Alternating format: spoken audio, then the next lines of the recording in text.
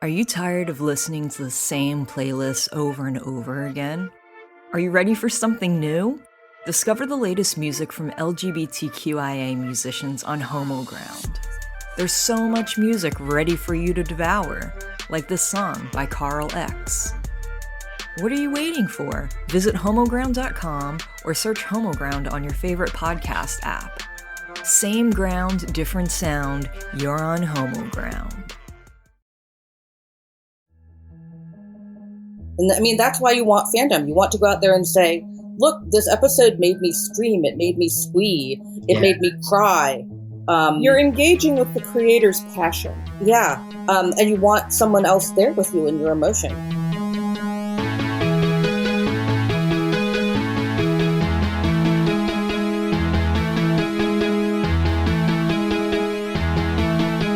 Welcome to Pixel Therapy, the video game podcast where we look at the games we play through the lens of the player, where what you play is just as important as how you play it, and where emotional intelligence is a critical stat. Every other week, we bring on a guest who may or may not consider themselves a gamer to discuss one of the games that made them and changed them, and all the feelings they have about our favorite pastime. I'm your co-host, Jamie, pronouns she, her. And I'm your co-host, Spencer, pronouns they, them. And this is Pixel Therapy. So pull up that armchair, feel free to lie down on your couch. Let's talk about our feelings. Or floor. Or floor. Yeah, floor's nice sometimes when you just need to lay down. When the couch just can't cut it. And the couch is just too far away. Yeah. So last week, Spencer and I announced that Pixel Therapy is now officially a part of the But Why Though podcast network. But Why Though is a pop culture hub serving up news, critical reviews, and think pieces. And of course, several worthwhile podcasts, including yours truly. So go check them out at butwhythoughpodcast.com. And that's though with a THO. How the cool kids spell it. Yeah, the cool kids on the interwebs spell it. See what But Why Though has on offer and get involved in the inclusive geek community they are trying to build over there. Go show them some love. It's also a new month. We somehow made it through January. And we are clawing our way into February. Out of her icy grip. Yeah. So happy to be here. And that means that I've got a new list of Patreon monthly shout outs for you folks. These are the folks subscribing at the name in the credits tier or above on our Patreon. So a big, warm thank you to Yinka, the original Clutch companion. Be like Yinka. Thank you, Yinka. Then number 2, we've got Val. And, you know, Spencer, there's this old children's rhyme that you may have heard. You may be familiar with. A little bit of wisdom out of the mouths of babes. They say that first is the worst, but second is the best. I've heard this. And so, Val, thank you for being our second Patreon name in the credits subscriber and therefore the best. But you know, Spencer, that rhyme does continue. And they say that third is the one with the hairy chest. And I'm excited to announce that we have a third Patreon name in the credits subscriber. With the burliest, hairiest chest. Yes. Thank you, Jane. Thank you, Jane, for showing up. Big number 3. Jane. Thank you so much for joining this little community. We've tripled in size in just a few short months. So thank you, Jane, and your hairy chest. And honestly, you know, I love a hairy chest. So hit me up, Jane. Love. If you want to get your name in the credits, head over to patreon.com/pixeltherapypod and check out our plethora of perks that start at just $2 a month. No matter what tier you subscribe at, you're going to get access to a monthly bonus episode that's just Spencer and I deep diving on whatever tickles our fancies. In our most recent episode, we discussed our New Year's gaming resolutions, and it got just as ridiculous as you might imagine. So come check it out. If you're a fan of what we do on Pixel Therapy and you have a few bucks to spare, we'd really appreciate it. And if you don't, no worries. You'll keep getting your bi-weekly dose of Pixel Therapy for free wherever you get your podcasts. All right, Spencer, that was a lot of me talking. How about you? How are you doing today? What's on your mind? Talking. I don't know about that. Tell me what's going on with you. On my mind. Okay. First of all, I feel like January is just making sure that every single last day is felt. Like we are not speeding our way through 2020. We are luxuriating in the experience of 2021. So Yeah, this is true. it's been a lot. It feels like so much happens week to week that if you blink, you'll miss it. But there was something going on this week that I felt like probably had some intersections with our listeners, just as a mix of people who game and also those who maybe are just getting into gaming or are dipping their toes into the world of video game news.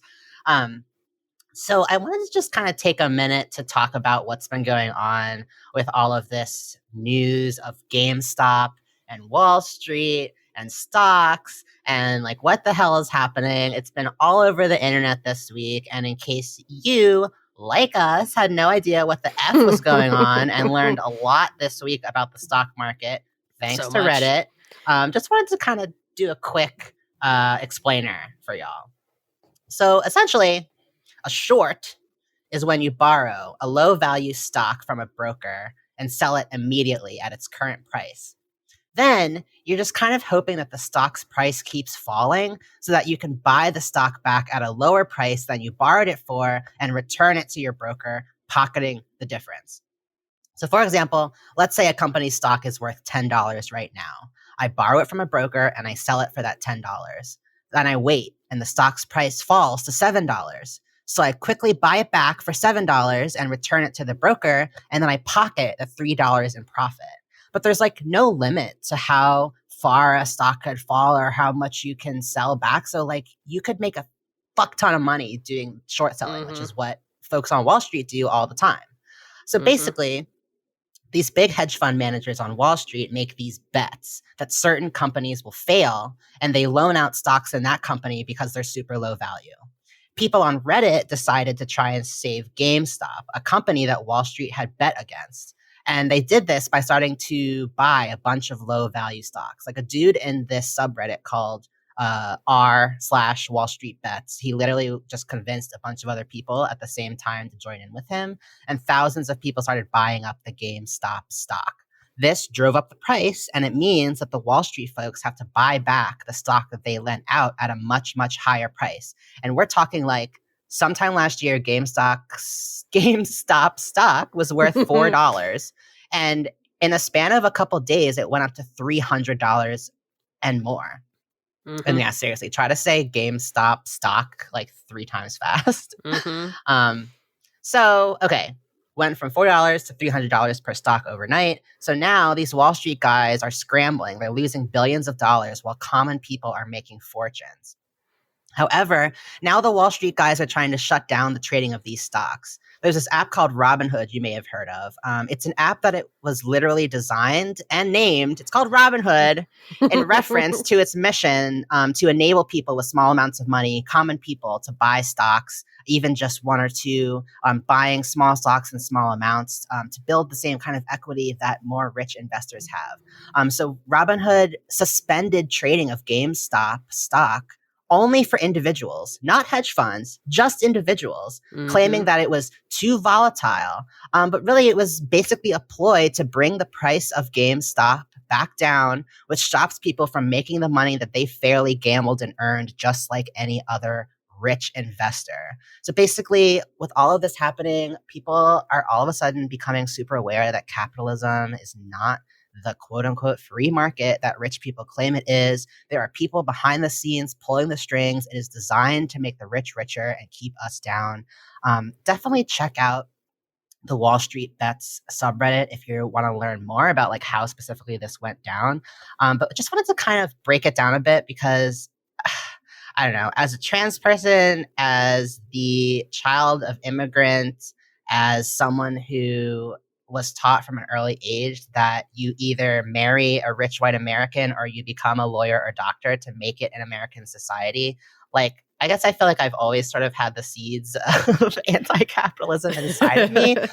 But like, I was someone who really bought into Robin Hood's mission. Like, I mean, they need to change that fucking app to Sheriff of Nottingham app. But I'm just saying, like, the whole idea of democratizing the financial industry, of translating it to the needs of common people, to taking this thing that is kept intentionally difficult and unreachable for like the 99%, like that they completely reneged on that and were like, oh no, we're shutting it all down just for you, not for the people who are actually funding our app behind the scenes. Like it turned out one of the big hedge funds who was caught up, who had a lot of GameStop stock lent out and is now losing billions. They're one of the main investors in Robinhood. So it's just like, no matter what you do, no matter how far you go, it's like there's no capitalism will find a way to just poison it. And so, yeah, I just wanted to mention it because I just really want to empower, like knowledge can be empowering and we don't have to talk about it for a long time. But I have some friends who just were looking at the situation and like, I don't even understand how to wrap my head around what this means. But essentially, like for those folks who bought GameStop stock, really proud of you for continuing to hold. For those of you who have made life-changing amounts of money overnight, who are now able to pay off student debt and stuff, like more power to you. But clearly this system, a system where someone has to gamble to be a millionaire or billionaire, and we just agreed that this is the way to get rich. Like, I feel like if anything, it proves that when a rich person tells you, oh, you need to pull yourself up by your bootstraps and work hard and you too can be like me, is complete bullshit. Because these guys are now just mad that we're playing the same game that they've played for decades and have tried to tell us that they've gotten to through hard work alone. Absolutely. I mean, if anything, this entire thing has just been clarifying in the sense that like, these systems were not made for us. They are made for the people at the top, and that's the only people that they are meant to serve. And if the system ends up serving someone that they did not expect it to serve, they're going to shut it the fuck down because they own the system and they game the rules. It also makes it really clear how fucking arbitrary this stuff is, how fucking arbitrary stock prices are. It's all made up bullshit so that people can continue to get money. And, you know, you threw out there that pull yourself up by your bootstraps phrase, which I fucking hate so much. And maybe this is not news to anyone, but it was news to me not that long ago. Did you know that phrase originally, the way it was, when it originally came out as a phrase, pull yourself up by your bootstraps, it was meant to be an impossible task.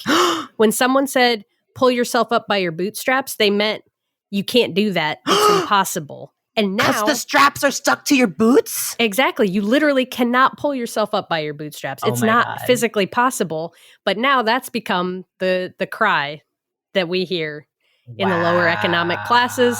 That is that's the drum that we beat in this country. That's considered a badge of honor to pull yourself up by your bootstraps, to do the impossible, to not take a hand, to not take a quote unquote handout, right?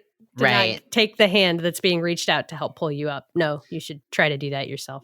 And what's so bad about reaching out to help to grasp the hand that's reaching out towards you? Like, when did we decide that community was the death of success? Like, when in reality, without community, I don't think any of us would be anywhere. Like, any CEO who's successful, there's a whole company of people who made that success possible. So anyone who tells you that they're self-made is just BSing you. Yeah, no, it literally doesn't happen. And it's just upsetting. It's literally just a platitude to keep people in lower economic classes right in their position so that the people on the top can stay in their position. That's all it is. Just propaganda. So don't buy into it. Fuck Robinhood.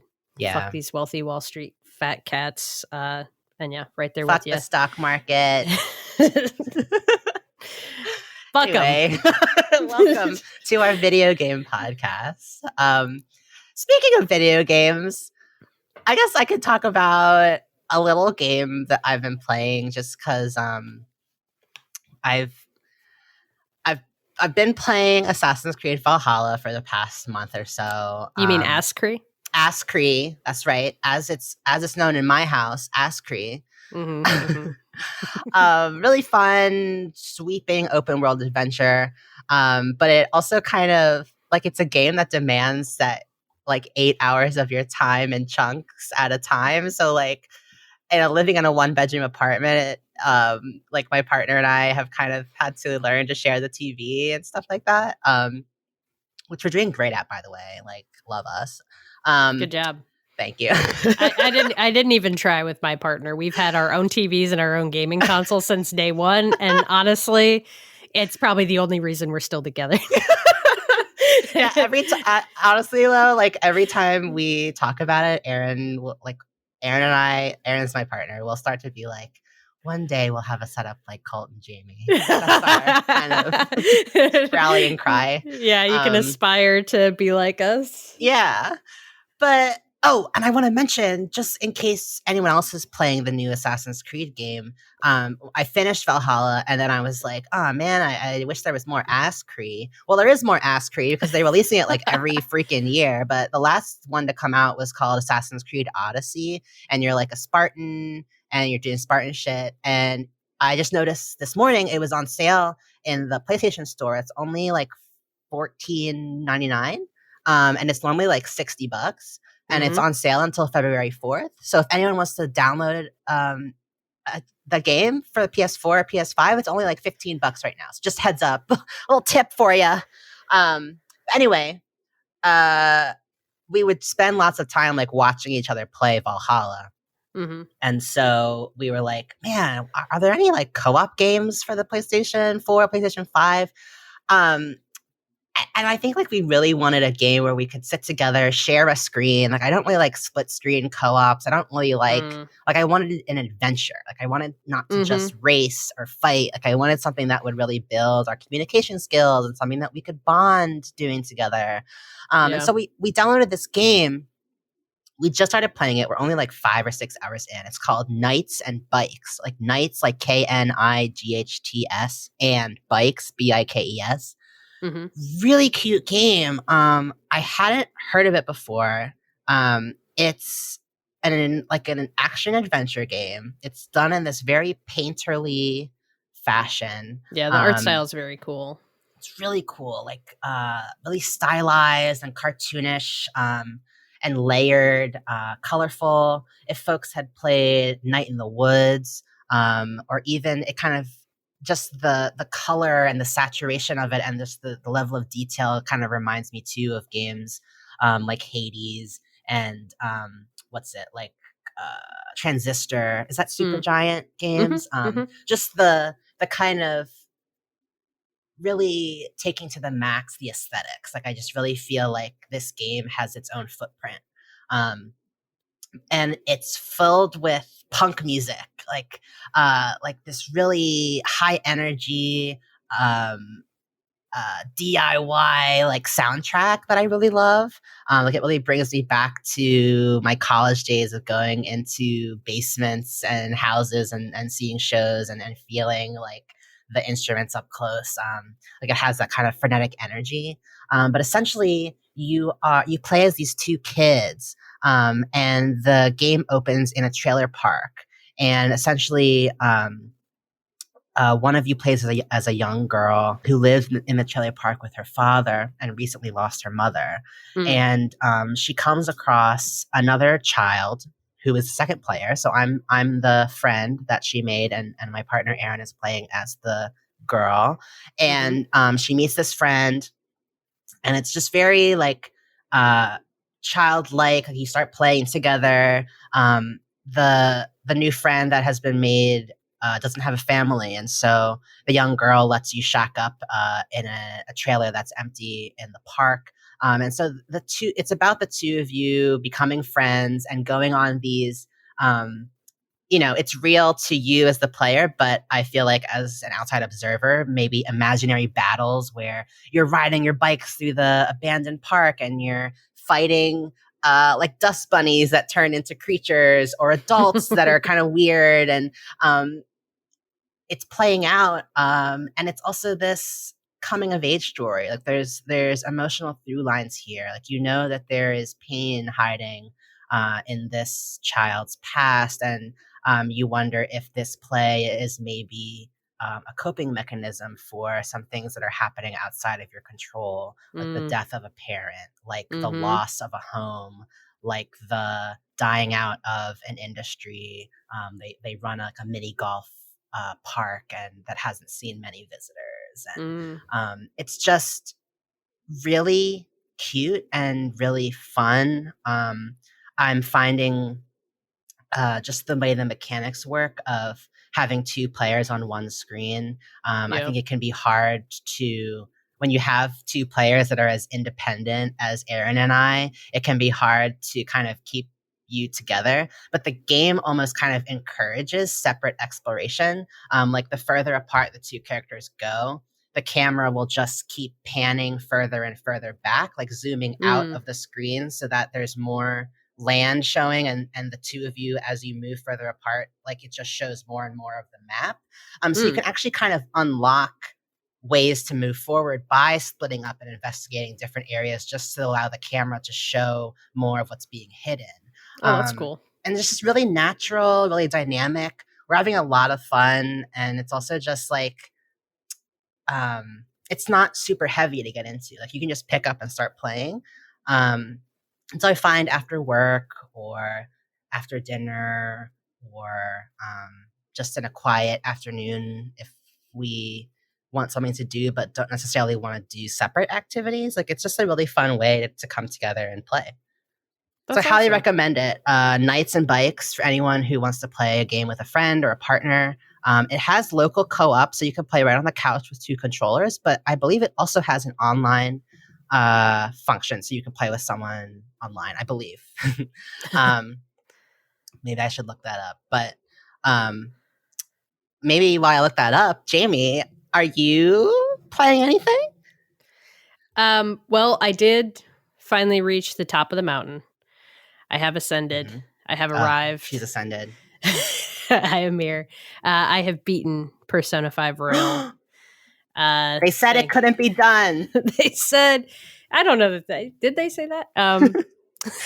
For some people, 200 hours cannot be done. Yeah, no, it was definitely, and it definitely put a bit of a damper on the game that by the time I reached that final semester, like we talked before about my kind of obsessive way of playing that game, where I was like really intentional about how I spent the free time that the game gives you and making sure that I was always maximizing the productivity of that time.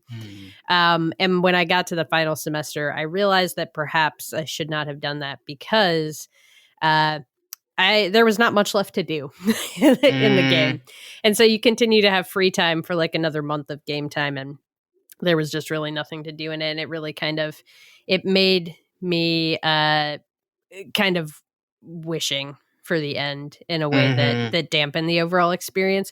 But I will say that the actual story content that is added by that final semester, like if you are going to pick up Persona 5 and play it, like pick up Persona 5 Royal. That is the definitive way to play the game. The final boss that they add, the final, villain, quote unquote, that appears in the game, that it is the master of the final palace that you work your way through. He was by far my favorite of any of the main bosses that they have in the game.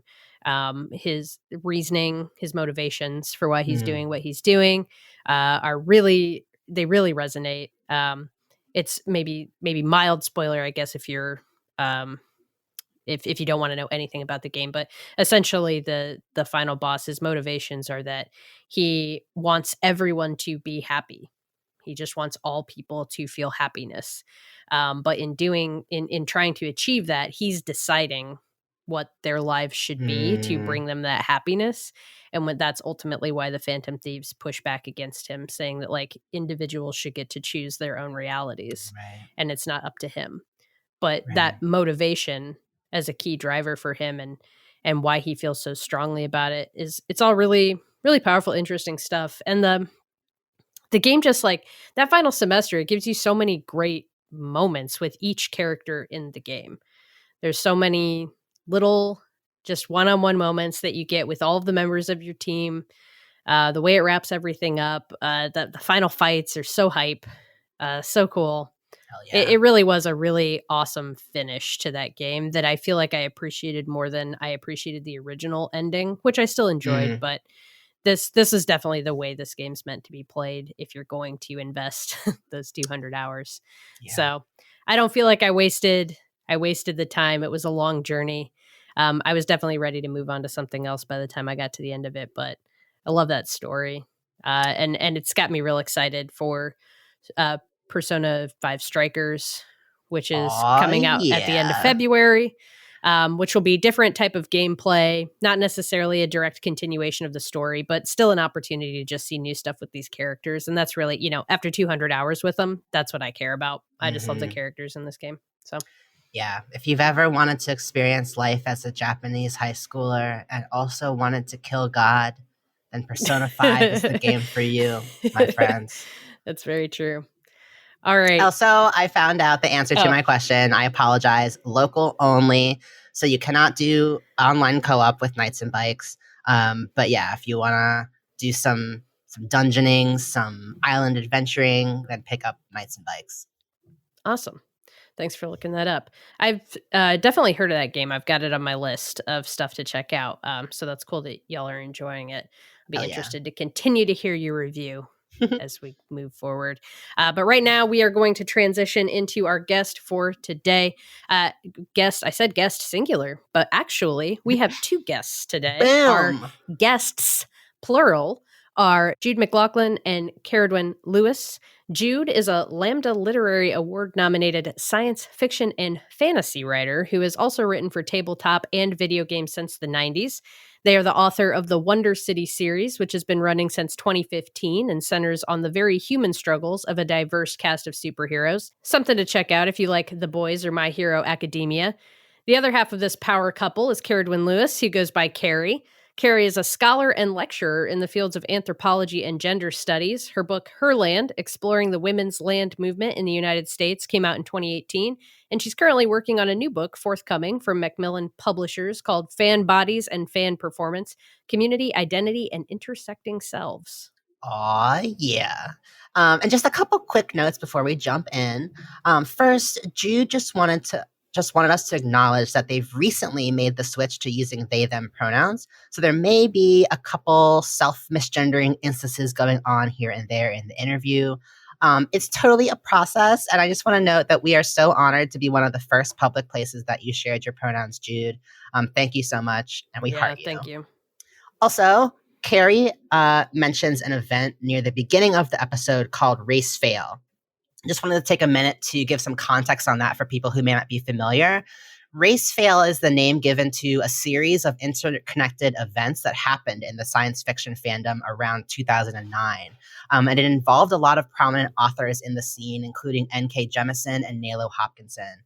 I wanted to read this short statement from Nalo Hopkinson from her guest of honor speech at the International Association for the Fantastic in the Arts in 2010 on what went down, just to give folks some of that context. So she says, "In the course of Race Fail 2009, I have heard white people in the community who are angry at the anger displayed by people of color in the community. People who say that we don't deserve to be listened to if we can't be polite. I couldn't figure out why this statement felt wrong-headed to me until I read a post by my colleague, writer N.K. Jemisin, on Race Fail.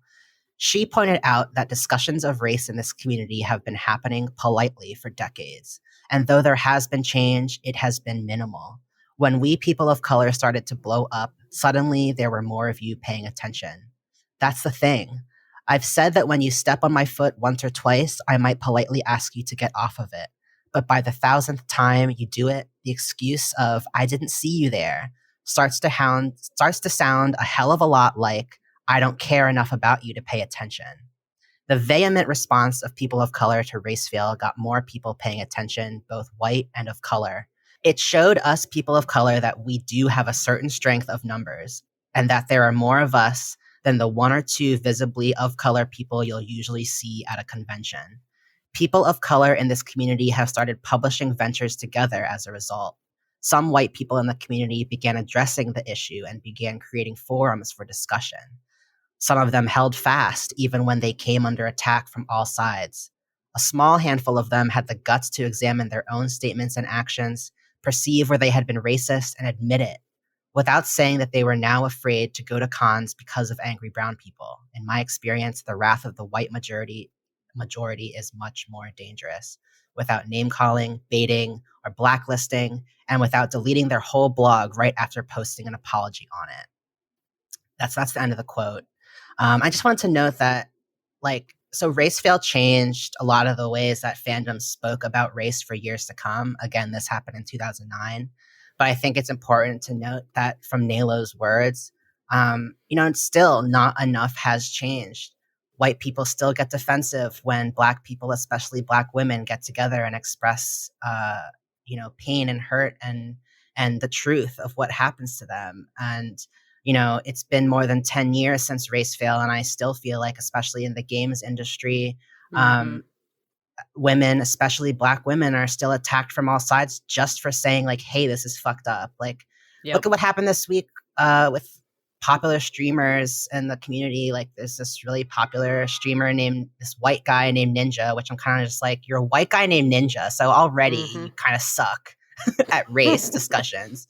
But he's like he was the most popular streamer like on Twitch for a long time. And the New York Times felt like it was a good idea to interview him for a profile. And he basically came out and was like, yeah, I know that I mostly market to kids and that like millions of children watch me, but it's like not my responsibility to teach kids that racism is bad. It's the parents' fault. It's like, well, no, if you're building your entire entertainment career on marketing to children and having children watch you, it is your fucking responsibility to make sure that what you're saying is fucking equitable and not racist. So, well, and then I don't want to drag us into this, but what pissed me off even more is that then when I guess the Black Gaming Twitter tried to educate him about why what he was saying was ignorant, he lashed out and started saying that I've donated so much money to BLM and basically this what I think is a super fucking white mentality of well,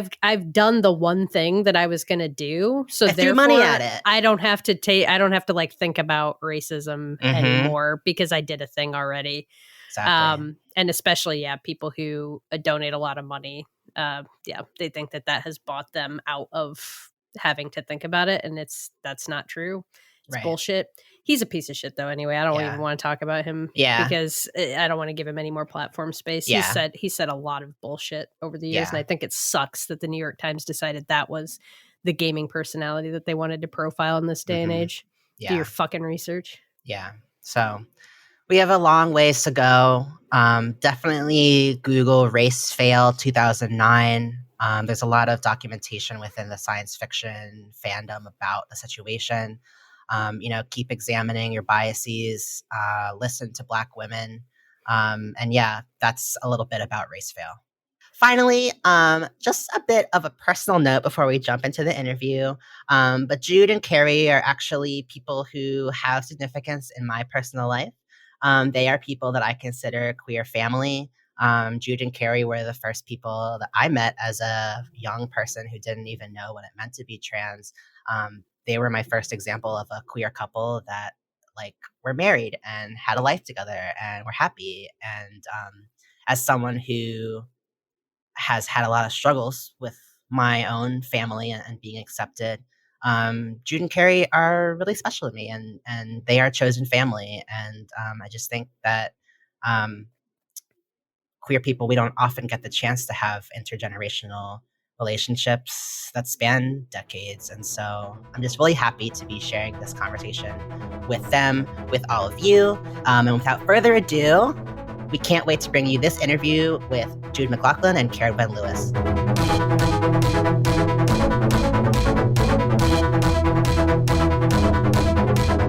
Hello to our wonderful guests, Jude and Carrie. Thank you so much for joining us in the Pixel Therapy Studio. Before we jump into the questions, would y'all mind taking a moment to share your name, your pronouns, and a little bit about how you spend your time? You go first. Oh, thanks. I'm Carrie Lewis. Carrie is short for Keridwen, but everyone calls me Carrie. I'm an adjunct or contract professor I currently work at Brandeis University, and over the summer I moonlight at Harvard. I currently spend my time sleeping mostly. Shall we blame the COVID for that? Yes. Not that I have it, but that I'm really stuck at home and depressed. I also have fibromyalgia, so I spend a lot of time kind of trying to catch up with my work on that. So when I'm not actively working, I'm actually working on a book about fandom and identity, which includes gaming. Because gamer is a kind of fandom, and I'm looking at the ways in which a fandom identity intersects with other aspects of identity, particularly focusing on minoritized identities. So gender, sexuality, race, and disability are the main vectors that I've been looking at so far. And it's been really, really interesting getting to interview a bunch of fans for this. Awesome. And I've also been playing a lot of video games. Yeah, video games have really been a balm through this time of extreme isolation. And Jude, what about you? Well, your pronouns are she, her. Oh, right, your pronouns. Right, my pronouns. Yeah, my cognition not so great right now with all of this. So yeah. I'm she, her, and this is Jude. Hi, I'm Jude McLaughlin. They, them. I am a medical and science communicator to pay the bills. I've done this for 20 odd years, and I write about diseases mostly. Fun. And fun. Yes. Yeah. In my copious spare time, I write science fiction and fantasy. I've got 2 novels out. I've got some short stories. I've got a web serial that's on hiatus and has been since a certain someone was elected president of the United States. Otherwise, other things I do genealogy. I actually have several genealogy books I've written for my family. I'm a genetics geek because I have a background in genetics. And I play a lot of video games. Oh my God. True queer of all trades. Yes. I also do tabletop gaming. We do a lot of tabletop gaming when we can. So yeah. And for the folks at home, how would you define a tabletop game for someone who maybe has never heard of it? Well, Dungeons and Dragons is the mainstream one now. It's so weird to be mainstream for a change. Yeah. Dungeons and Dragons is the iconic one. Basically, you sit around a table with a bunch of your friends. Somebody has created a story for you to walk through. You all create characters to walk through that story. And there's some randomized mechanism, whether it's dice or our homebrewed system right now uses tarot cards. So, Oh, wow. How's that mechanic work? Very loosely. We have our gaming group is comprised primarily of people who do live action role playing games, and most of them prefer the sort of theatrical kinds. So they're very into contributing to the story. So there's no way to sort of fudge tarot cards as you flip a card and you hold it up and you're like, oh well, you just flipped the tower reversed. I think that you've just botched really badly, and now I have to be creative and come up with a way for you to botch that. I want to get back to what you had mentioned earlier, Carrie, but before I do that, Jude, you mentioned that you are a writer, a sci-fi writer. What kind of themes and ideas do you explore in your writing? Well, the two books that I have out are basically queer superheroes in Tales of the City was my inspiration for it, Armistead Maupin's series. So, it's got the point of view characters that crop up through it. Some of them are superheroes, some of them are trying really hard not to be superheroes. Some of them are queer, some of them are elderly. So I'm doing like exploration of why can't we have books that are basically all queer all the time, and not necessarily about being queer, but about other queer people having other conflicts, like everybody. We're just like you, except queer. Right. And Carrie, I love that you brought it up already, because this is definitely a podcast where we spend a lot of time dissecting games through queer, trans, POC lenses. I think we spend a lot of time maybe looking for through lines that might not even have intentionally been placed there, because that's just kind of like the queer experience of navigating media. And Carrie, as you mentioned, you are currently working on a book around your body of work that's called Fan Bodies and Fan Performance, Community, Identity, and Intersecting Selves. So can you take a minute to maybe say more about what this project is and what it encompasses? Well, sure. I'm happy, like all scholars, I am always happy to talk about my work. I will happily take up the whole rest of your podcast. So just a note to all of your listeners out there, if you ever want to get a scholar to talk, just ask us about what we're currently working on. So yeah, this project actually started quite a long time ago when Jude and I were talking about the phenomenon that we had dubbed conface. And conface was a term that we used in our small group of friends to designate someone that we like, oh, that person has the kind of face that I would see at a science fiction convention. Yeah. And that just started me thinking about, I just had this brain moment of the overlap of conface and gaydar. Yeah, I was about to say, that's like gaydar. Yeah. And I'm like, but what about those of us who are both? Because are gay people supposed to be at science fiction conventions? Because you know, like we do go there. And we are everywhere. And that actually led me to start thinking about a lot of the other things, because I started this project right before the great fandom race fail happened online in 2008, 2009, I think it was, or it was 2009, 2010. The first one. Jude says the dates in the first one are correct, which is almost uncertainly true because Jude's memory is much, much better than mine. So I was doing a lot of readings from fans of color talking about their experiences in fandom. And I was thinking about how that overlapped. Was I subconsciously expecting a white person to be a fan, but not a person of color? Being as I myself am white. And I'm like, okay, I have to explore that as well. I have to talk to fans of color about what makes a fan and fan embodiment. And so the whole thing started getting much bigger. But it's been really wonderful talking to fans and talking about fan embodiment. And then kind of theoretically, it got blindsided by queer theory.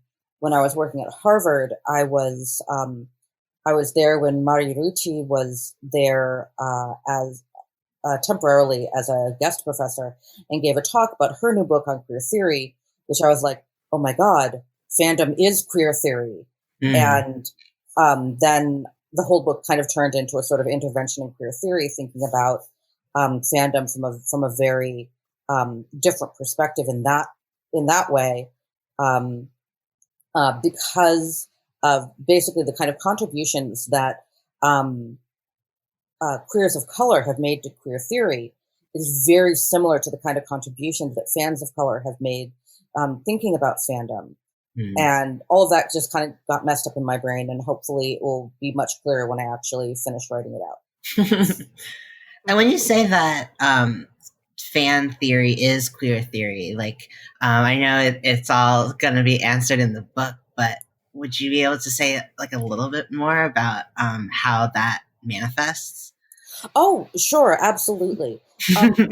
One of the things that queer theory does is it a lot of queer theory originates in media studies and literature theory, critical literary studies.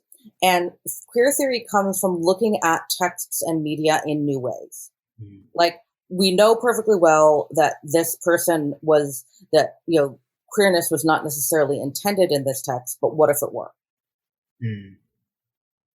How do we read queerness in a text if nobody ever says somebody is queer? Or how do we read the connotations? How do we look at something in a text if it was never intended? And fandom does that all the time. Fandom has, one of the things I love about fandom is that it is absolutely ruthless with the original text.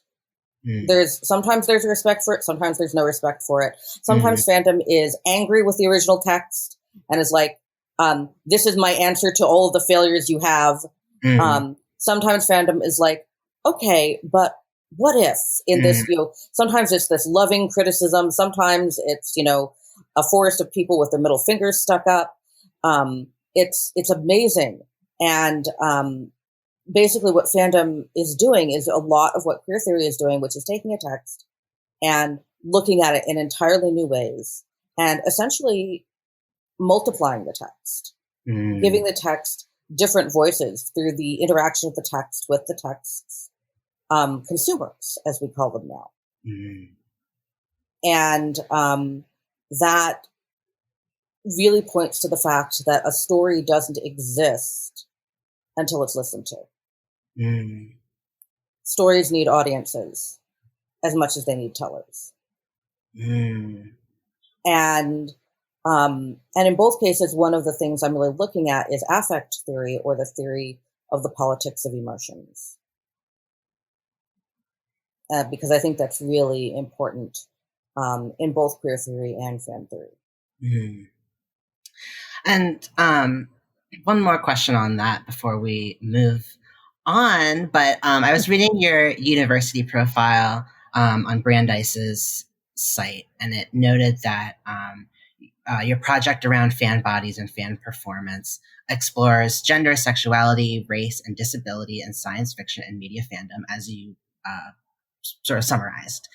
And I think that's interesting because you so often hear in, sort of mainstream pop gaming culture specifically, at least, and in a lot of shows as well. But you hear people say that quote unquote politics have no place in games and media that are seen as entertainment or for fun. And so as someone who's studying this topic, like, what do you have to say to that?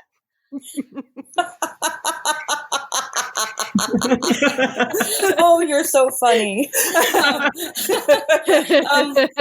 Politics, politics has no place in entertainment is a nonsense phrase.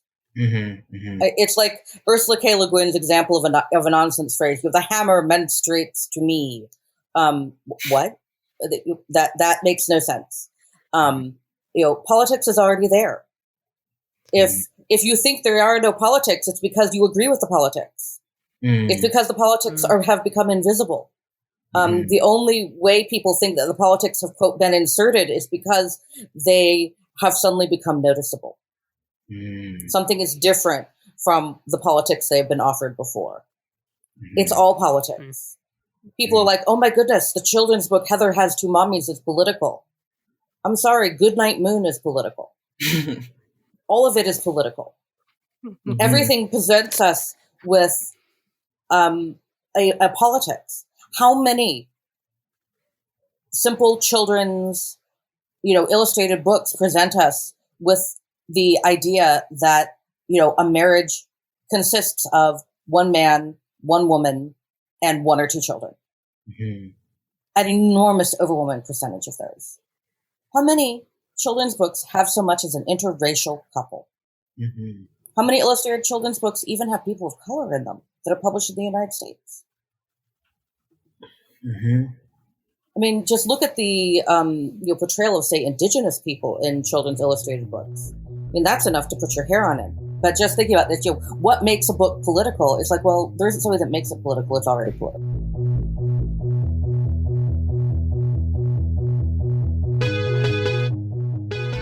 Knowing that this is a podcast about video games, we'd love to hear more about the two of you and your relationship to gaming. Do the two of you identify as gamers? I identify as a gamer. I've identified as a gamer since I was a teenager, and was offended when people when video gamers started to take the tag, because I started gaming tabletop. But I also started gaming video games very young. My parents got me a Radio Shack ripoff Pong game when I was a tween, and that was that was kind of the beginning. But yeah, so I think I really started identifying as a gamer with the tabletop games. I was running them. I was a game master. I'm still primarily a game master. And I wrote for some of the tabletop industry, and for video games too. But we worked on those together, actually, because that was. What games did you work on together? What kind of games did you guys do together? We put together stuff for trivia games, actually. Yeah, we were hired as freelance trivia providers, so that was fun. It was really frantic. It was. I think the biggest one we wrote for was EA's Trivial Pursuit. We did some of that. That was I want to say 2010 or something like that. We just kind of stumbled into that, but. Yeah. So I got, I've been a gamer for a long, long time. And what about you? Do you identify as a gamer, or do you just game? I think I just game. I think what prevents me from identifying as a gamer is the sense that I didn't really get to do this when I was younger. My parents never even considered getting a console, because there was just me and my sister. We were both girls, and those were for boys. By the time they were advertising like the Atari and the Intellivision, you can tell that like we're really old. Those were for boys, which is really funny because my very best friend also had a little sister, and they had an Atari. So I got to play with that with her a few times, although mostly we were much more interested in playing imaginative games together. So, we used to play with model horses. We made up whole dramatic, like, Watership Down kind of epic tales. But that's completely by the way. And you see, I had a computer. I had a computer. It was so. This is so long ago. My computer had no hard drive. Right. But my parents didn't buy me any games for it. The computer was for school. But other people bought me games for it. I had the King's Quest games, and I had the Hobbit game. These were the Hobbit game was a text adventure. The King's Quest had graphics. Yeah. But I never really felt like I got to have opinions on games, or that games were like for me. And I think some of this is, the early dawning of my gender nonconformity, because my parents are deeply traditional, born in the Depression era, Irish Catholics, and yet they recognized enough of my gender nonconformity at a young enough age that I was roundly encouraged to take computer programming courses and defy convention. They bought me a computer so that I could do computer programming in school. I had a Commodore 64. So, this is where, your parents encouraging your gender conformity, and my parents going, oh, she's never going to be normal. Let's just get her there where she can be successful or something. Yeah. I got a computer my junior year of high school so that I could type up my essays for my college application. I mean, this didn't stop my parents from making me take a typing class my freshman year of high school, and then having me earn money by typing my male cousins' papers on our nice electric typewriter. Oh no! At least you got paid. Buck a page. Buck a page. Yeah.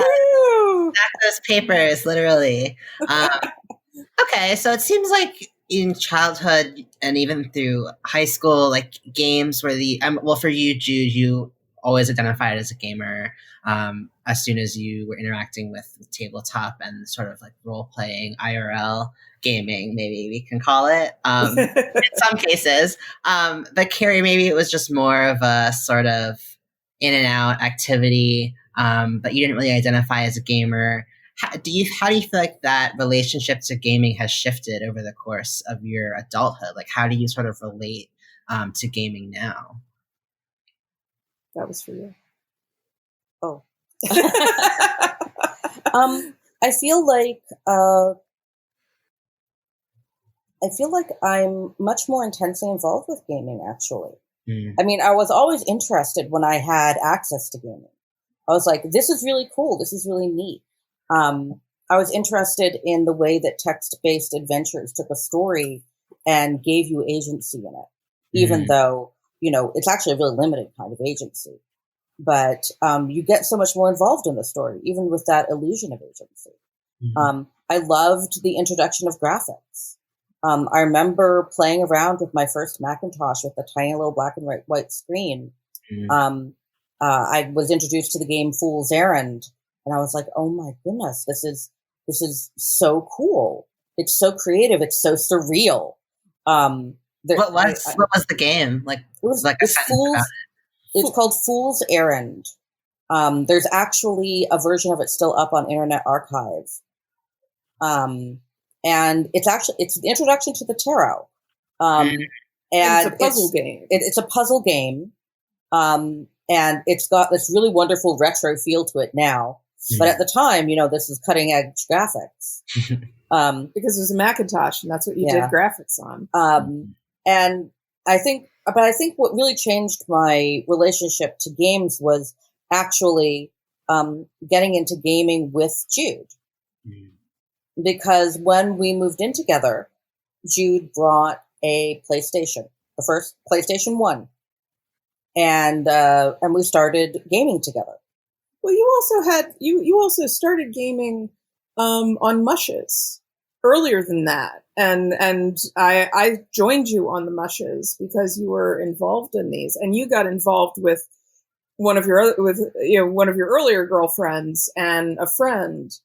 And for those in the audience who don't know what it's MUSH stands for multi-user shared hallucination. Okay. They were a code child of MUDs, which were multi-user dungeons. Okay. And it's all text-based. It's all object-oriented code. And it's basically a space, a virtual space where people could either use it for just community building, like Furry Muck. Muck is another code branch. Was a huge furry community. But the Mushes that we were interacting on were role-playing communities that were based primarily off of the White Wolf universe of vampire, werewolf, mage. I don't think they ever integrated Wraith and whatever the fairy game was. I can't remember. So it's like a virtual space where like it was called a shared hallucination because you were all agreeing to a certain rules about a certain world, and you all like, it was all text-based, or were you actually all text-based? And the object-oriented code, you could build rooms with that were more or less private, and there was the whole structure of the game. We were playing primarily on sort of werewolf-based games, so there were the cairns and the communities and the towns around them. People could build their own houses or rooms in the game space, and when you were in the game space, you played game. If you encountered somebody else in the game space, you could role play with them. There were also out of character lounges, and people could create private spaces where they could have people in to do like private socializing. And Carrie got involved with a couple of our friends on one that's called Garumush that's actually still extant. It started in 1993. Wow. And is still out there. It's as old as me. Yeah, it's old as you. And I got involved, and got involved with some characters, and we had a period of time where Carrie and I were involved. Then we moved in together for a year, and then she came up to Massachusetts to go to Brandeis for grad school, and I stayed. I moved in with my parents because I didn't have a job up here yet. Mm-hmm. So the main way we stayed in touch was on the mushes. Mm-hmm. So I was spending all my time in my parents' basement, being the literal, nerd in the parents' basement. And whenever I wasn't at work, gaming or just chatting with Carrie via a way that didn't cost long distance charges, back when there were long distance charges. And I ended up being a wizard on the mush because I was on it all the time. And then a wizard is a kind of super user. Yeah. Oh, so, we basically I was helping administrate the mush. Wow. Okay. After I moved up to Massachusetts, I actually ended up creating my own mush and being god of a mush. That was invite only. So we had like 20 or 30 players at the height of it, and that lasted for like 4 years. Well, I think what Jude is talking about kind of brings up a really interesting question about the increasingly blurry lines between video games and role-playing, because with MMORPGs, people love to role-play. They're video games and they're role-playing hubs. And then we have Discord, and now that we're under quarantine, where people are doing D&D on Discord, and the mush is kind of an early instance of the way in which we use technology to use role-playing. I mean, before we even had RuneScape, and before we had World of Warcraft, and all the other more modern versions of video games that are video games, but also vehicles for role-playing, are doing game role-play. That's so true, because it's like I feel like I used to think of gaming as a very, very solitary activity. Like, it was something that I did. I was almost kind of like self-care. Like, I'm going to treat myself. I'm just going to play for like 6 hours and not have to talk to anybody or do anything. Yeah. But now, like, even in the past couple of years, like, I've really started to, like, more and more, it's like social features are sort of getting integrated with how we play, and it's just in general, the gaming community seems to have become a lot more visible and normalized in mainstream society too. It's not as weird anymore to be like, oh, hey, do you want to? I think mobile games have really paved the way for like normalizing. Like, oh, like, you want to jump on and play this app with me? Like, oh, sure. Like, Words with Friends is that's not a video game. Like, it's like, but it is. It is. But it is. Yeah. And sometimes that annoys me. I'm like, I don't want to compete with other players in Candy Crush. I just want to do levels, and I don't have a choice on that anymore. Candy Crush forces me into these fake competitions. And I'm like, look, I just want to play a few rounds of Candy Crush because it makes me sleepy, and it's a very good sleep aid. I want to play this game in order to dissociate successfully. Yeah.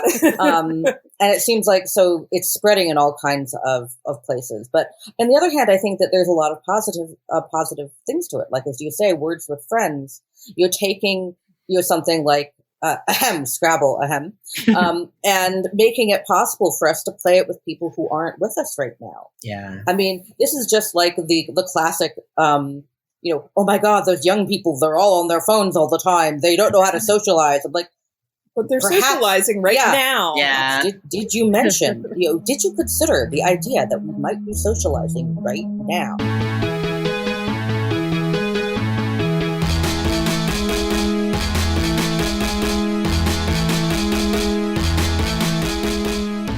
You mentioned this a few minutes ago, Carrie, but there was a game that sort of defined y'all's relationship and maybe sort of define your adult relationship to gaming. This is a series that clearly resonates with a lot of people. We cried about Final Fantasy Tactics with Ghost of Tsushima actor Earl T. Kim. We gushed about Final Fantasy X with our olfactive anthropologist and activist guest Jamila Bradley. And now the game which Jude and Carrie have chosen to tell us about today is Final Fantasy VII. This is a game that came out in 1997, in which a lot of critics credit with really bringing RPGs to a Western audience. It's also relevant because there was actually a fully top-to-bottom remake of Final Fantasy VII that was released earlier this year. But for someone who has never played the game, maybe the two of you could take a moment to just describe what the game is about, what you do in it, to someone who's never heard of it. Well, you pilot your little troop of people that you accumulate over the course of the game in an attempt to save the world. I mean, that's the basic premise.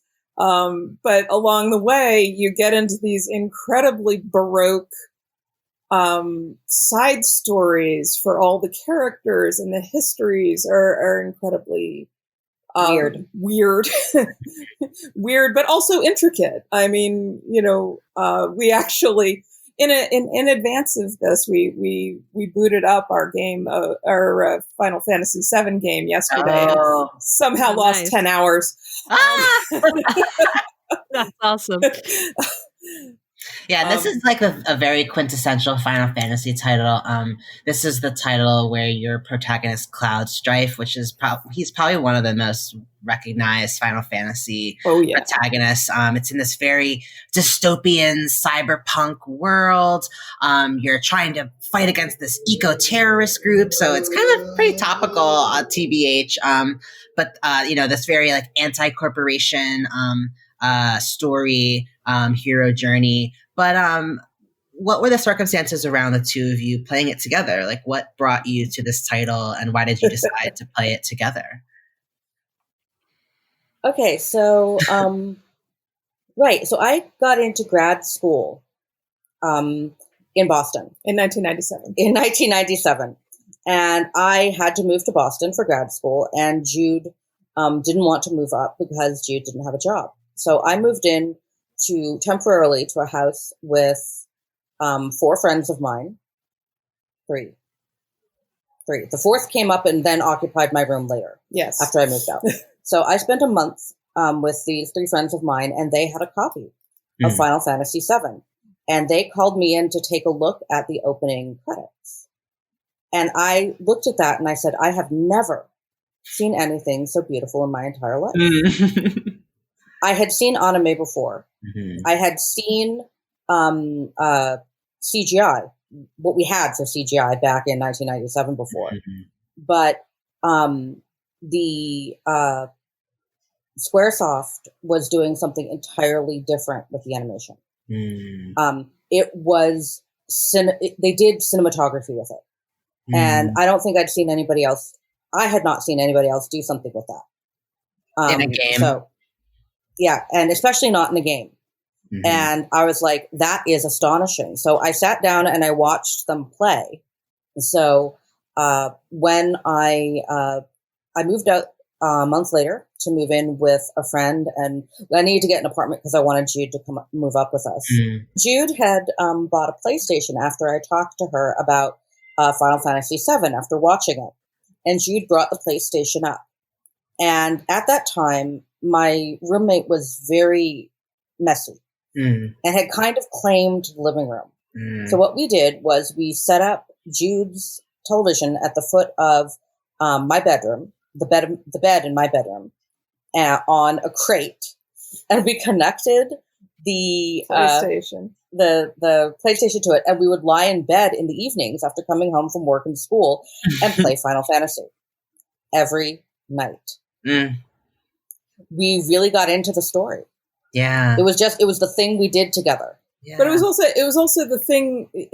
I think of this as a kind of microcosm of our relationship, because it was 1998. We'd been together 3 years at that point. And, we started figuring out the things that we were sort of falling into doing because we were good at it in our relationship. And we were doing that in the game as well. I'm the one that mostly runs around the landscape and does the fighting. But, oh my God, it's a friggin' platform puzzle. Here, I hand the controller to her. Yeah. Or any of the puzzles, honestly. I just hand the controller to her. And then we got into this, as we played more and more games, we got into the thing of, okay, I'm going upstairs to boot up the computer so that I can look up the walkthrough for this. And as soon as I did that, she'd figure out the puzzle.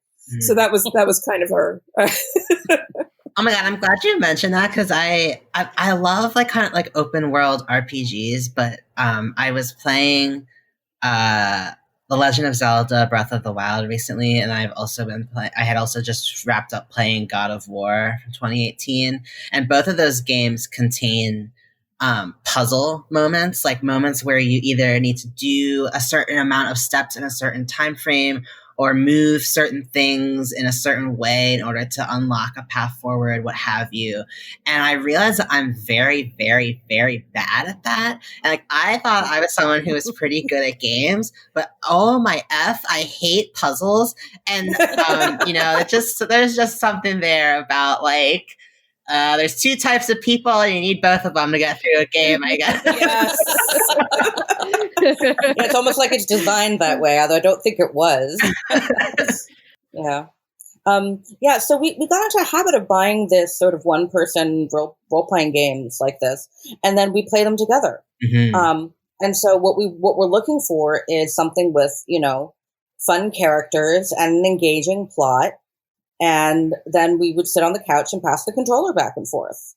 Yeah. And I think this is actually a surprisingly, games are actually quite surprisingly social. Mm-hmm. Like this. Even the kind of solitary games, you said we think of games as being very solitary, Spencer. Mm. And I think that we do. And indeed, we do sometimes play like that. But I'm thinking about the way that we often, market games to like teenagers and young people.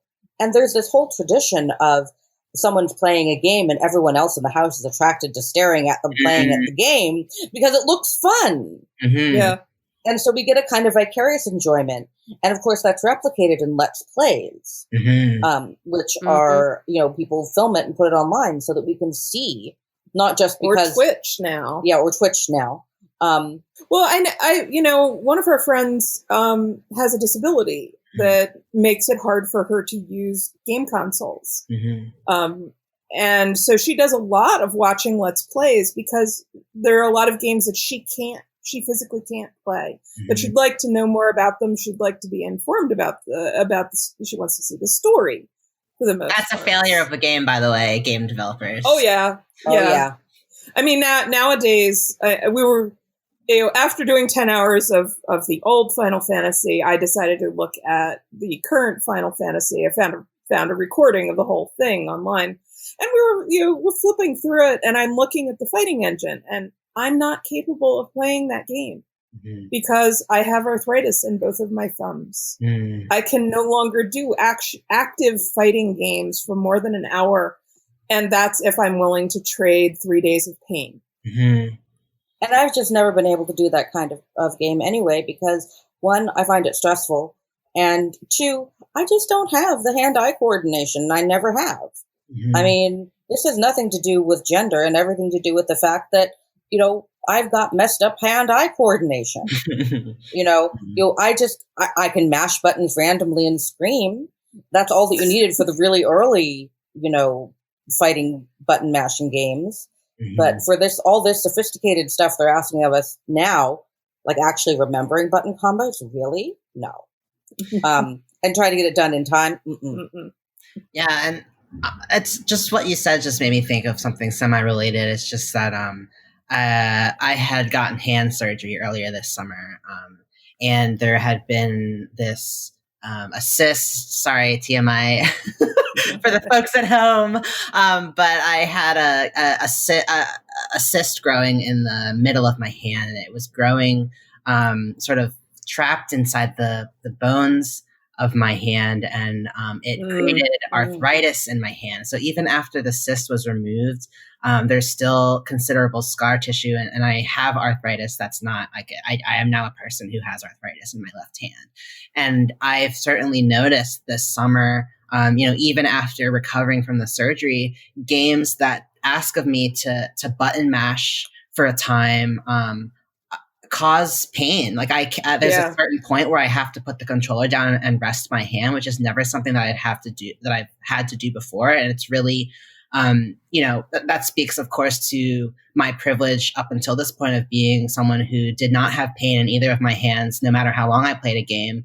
But I've become super aware of how, it's fucking true that games are not really designed to be accessible to people who aren't like totally able-bodied or don't have any sort of conditions that restrict how long you can be holding something. I've even found that, so I recently got a Switch, and I love the Switch. I love playing games on the Switch, but that thing is not really like the way that you hold the controllers, especially when you're playing it handheld, is just not really easy to do for more than like an hour or so. And it's just important things to think about. Like, design needs to be inclusive, especially if you're saying that this is a system for everyone, that games are for everyone, then you need to kind of like try to make it for everyone.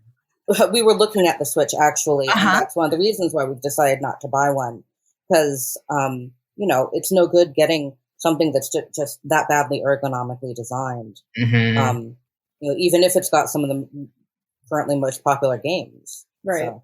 And it sucks that that's a consideration that you have to make. And it's something that you have to know. Like, you could spend $500 and not really know anything. You may have never played a Switch before. And it's like, there's no communication about what the experience might be like of holding and playing this system. And it's just not the kind of information that developers right now are thinking to put on packaging. But it's like, when you buy a sofa, it tells you all about the softness versus firmness, and like all of these dimensions that we just know are really important for something that we're spending hours sitting on. Well, we're spending hours using this thing. Shouldn't it have more comprehensive? Yeah, it absolutely should. It's great to see more and more, resources like caniplaythat.com, which do comprehensive reviews of accessibility standards for games. But it's just something that very clearly needs more.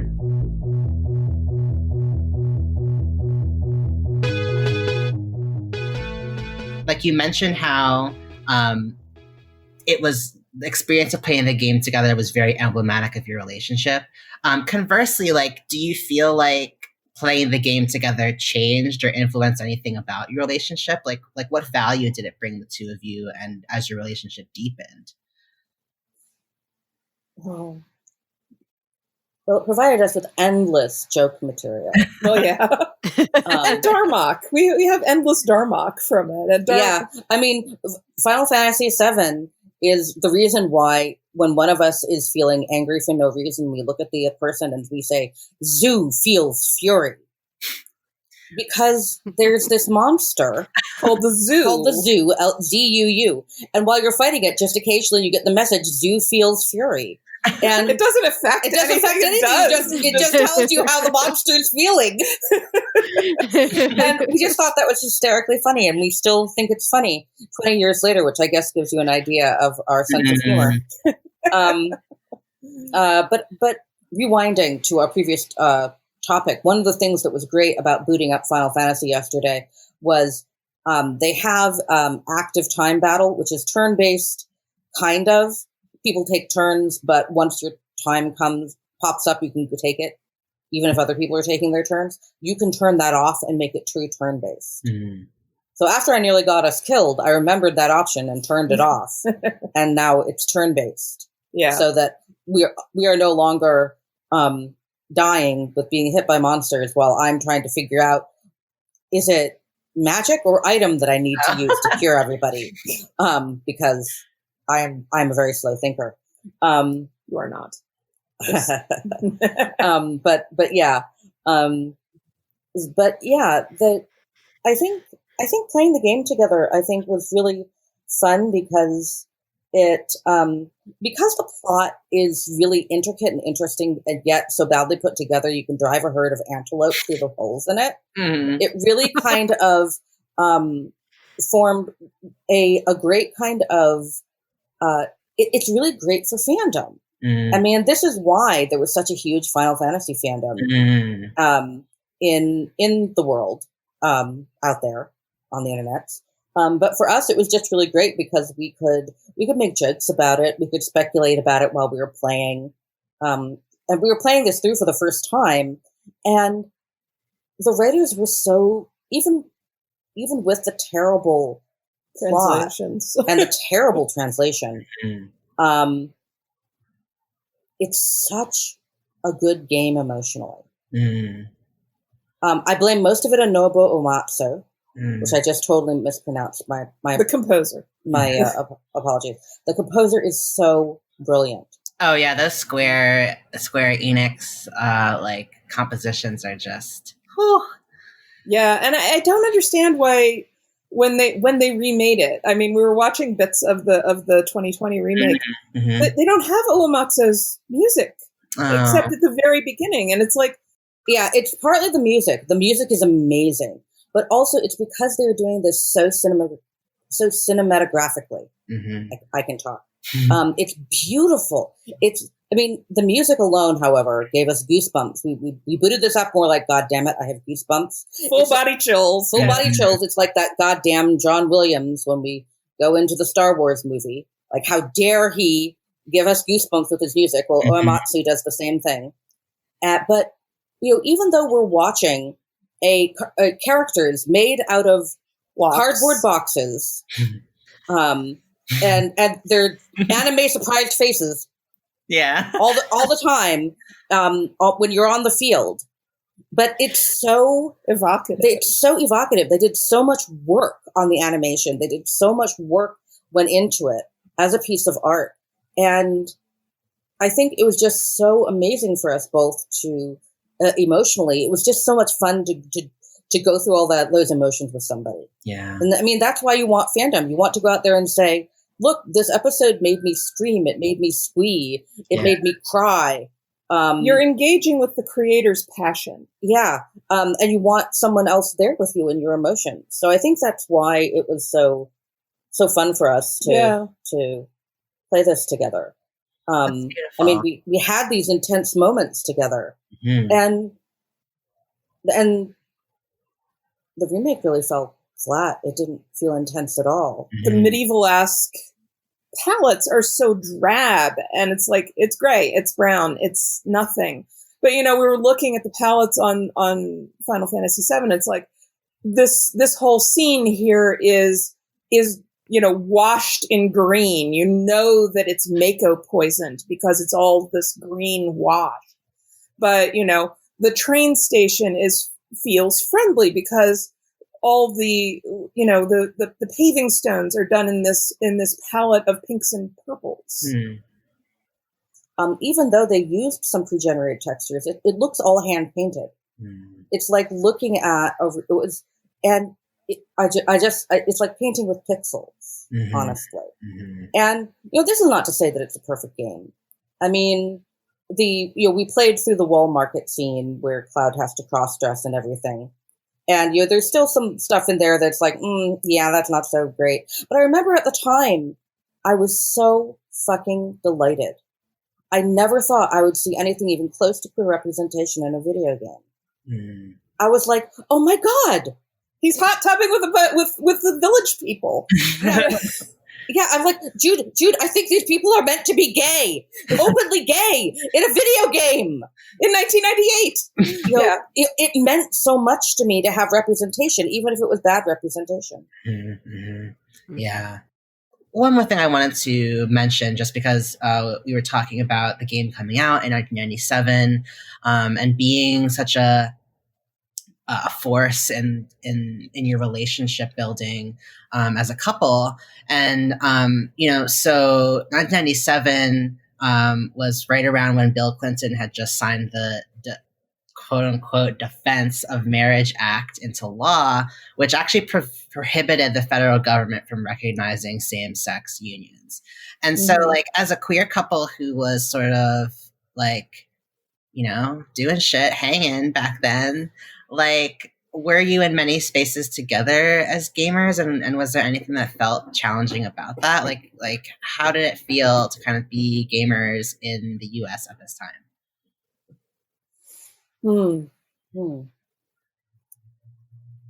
I mean, spaces that we inhabited together as gamers tended to be heavily skewed toward the tabletop or mushes. And there were a lot of queers on the mushes, I gotta say, even not on Furry Muck, or Lambda Moo, which was the huge queer mud derivative that was out there. I think I felt more like I had more issues as an AFAB person in gaming spaces, you know, walking into a gaming shop, or even walking into, because I mean, GameStop existed.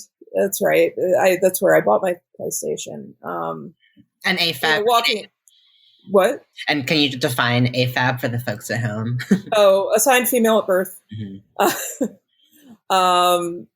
Yeah, walking into GameStop at the time, walking into gaming stores, walking into comic shops because I was a comic fan. When I moved up to Boston, I had left my collection of graphic novels behind with my abusive ex, and I wanted to replace some of them. And we walked into a comic shop in Somerville. And the guy looked at us and said, "We don't have Beanie Babies here." Oh my God. Right? We said, "That's not what we're looking for," and turned around and left. Yeah. And you know, at the time, gaming shops would give me the hairy eyeball, and I'm like, I write for these stupid books that you have on your shelves. Yeah. But you know, yeah, I mean, that was around the same time that I started coming out at work. But I only came out at work once I got to Massachusetts. You know, it felt like a safer space here, to me at least. What do you think? Well, I guess it depends on your work, because I was never out at work. Well, yeah. I was out at school, but, you know, I was taking my degree in anthropology while studying lesbians. So I kind of felt like I was out by default. Yeah. Yeah. But I was working at I was working part-time to finance my way through grad school. I was working at the National Bureau of Economic Research. It's near Harvard Square in downtown. And I never came out while I worked there. Didn't feel safe. And, you know, that's kind of sad in retrospect, but it was the 90s. I mean, it was run by a guy who had worked for Ronald Reagan. I mean, we were also incredibly lucky because I landed working at a biotech company that included domestic partnerships on medical insurance. So because grad student medical insurance is terrible. It sucks. So when Carrie had emergency surgery in 2001, I will always know where I was on 9/11. We never saw a bill. I mean, because she was on my insurance as a domestic partner, and I had really good insurance through that company. So we were really privileged and incredibly lucky. Because there are tech companies I could have landed with that wouldn't have done that. Incredibly lucky comes with caveats, though. The first caveat is that in order to get that insurance, I had to sign an affidavit that I wasn't sleeping with anyone but Jude. Oh, for your insurance company? Yes. Yes. Well, for the company, for my company, I think, to have it approved, to be approved as my domestic partner. Wow. Okay. I'm not sure that it had. I don't know whether it went to the insurance company. I can't remember now. But I just think that it's none of people's business. Yeah. And that really fucking offended me. Yeah. And the second caveat is that the minute marriage was made legal in Massachusetts, the company dropped domestic partnerships, which not only screwed all of the gay people over by making them have weddings in a hurry, but also a number of straight people who preferred to have coverage under domestic partnerships rather than get married. Yeah. Or, people in male-female couples, I should say, rather than straight people. Who knows whether they're straight or not. Jude and Carrie, thank you so much for sharing this space with us today, and for having this conversation with us. If folks want to keep up with your work, or if they want to stay up to date about your forthcoming book, Carrie, are there any online places where folks can do that? No. I'm really, really sorry, but I can't keep up with a social media account. I blame it on the fibro, but I really can't. It'll be announced through my bio at Brandeis, so at some point. Okay, great. Yeah. Is there a due date is there a publication date for your book? Probably not for another 2 years. Okay. Jude, any online locations where folks can follow your work or keep up with you? Yes. My author website is judemclaughlin.com. That's JUDEMCLAUGHLIN.com. I'm also part of a group that's trying to get off the ground with some stuff, doing queer content of various sorts. We're still trying to establish a brand, I think. Okay. But it's called The Glitter Collective, and it's glittercollective.com. Mm-hmm. GLITTERCOLLECTIVE.com. And I have a web serial running there right now, which is pretty much our only ongoing content at this point. And that's a heavily trigger warninged cyberpunk novella about elderly people with Alzheimer's and AI and things like that. Awesome. And I'm on most social media as Heaven's Calyx, HeavensCalyx, and that is because I'm a Revolutionary Girl Utena fangirl. Mm-hmm. But you can find me on Insta and Tumblr and other places like that. So awesome. Jude and Carrie, thank you so much for joining us on Pixel Therapy. Thank you for having us. Yes, thank you for having us. It's been a lot of fun. Thank you both so much.